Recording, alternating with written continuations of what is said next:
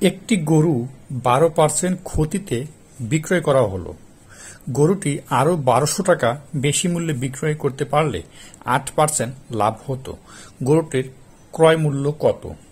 তো এখানে দেওয়া আছে 12% ক্ষতি এবং 8% লাভ। যদি আর 1200 টাকা বেশি বিক্রি করে তাহলে বলছে গরুটির ক্রয় মূল্য কত। তাহলে আমরা ধরে নিই গরুটির ক্রয় মূল্য, মনে করি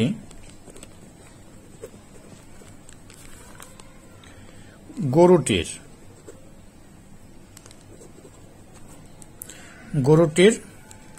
ক্রয় মূল্য কত ধরে নিলাম? 100 টাকা ধরে নিলাম। ক্রয় মূল্য 100 টাকা। তাহলে ক্রয় মূল্য 100 টাকা বলছে কি একটু করে 12% ক্ষতিতে বিক্রয় করলে, তাহলে 12% ক্ষতিতে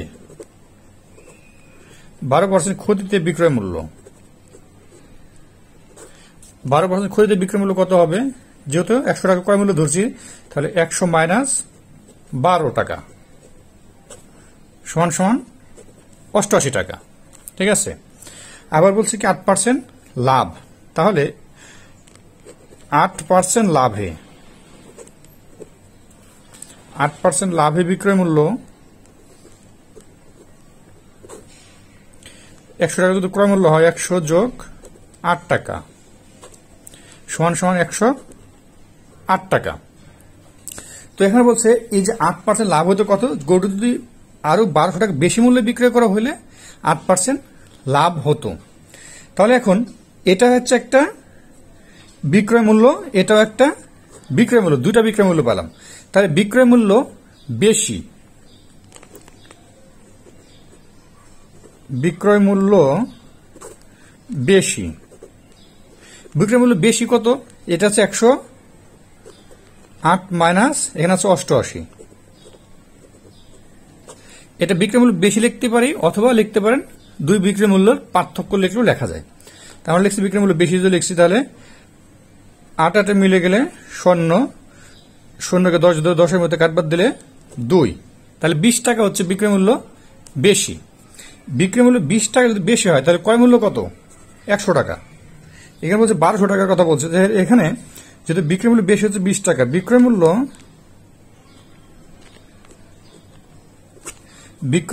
20 টাকা বেশি হলে ক্রয় মূল্য, বিক্রয় মূল্য 20 টাকা বেশি হলে ক্রয় মূল্য কত? 100 টাকা।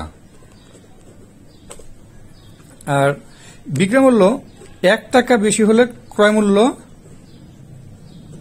100/20 টাকা। আবার বলছে বিক্রয় মূল্য এখন কত বলছে? 1200 টাকা বেশি হলে, বিক্রয় মূল্য 1200 টাকা বেশি হলে ক্রয় মূল্য কত হবে? 100 গুণ 1200 ভাগ হচ্ছে 20 টাকা। তাহলে এটা যদি কাটি 0 কেটে যায়, আর 2 দিয়ে কাটলে 6, 60, আর এটা যেটা গুণ করলে 6 কে 6 আর 1 2 3 0, 6000 টাকা। অর্থাৎ তাহলে দেখা যাচ্ছে এই যে গরুর ক্রয় মূল্য হচ্ছে 6000 টাকা। ঠিক আছে। তো ধন্যবাদ সবাইকে।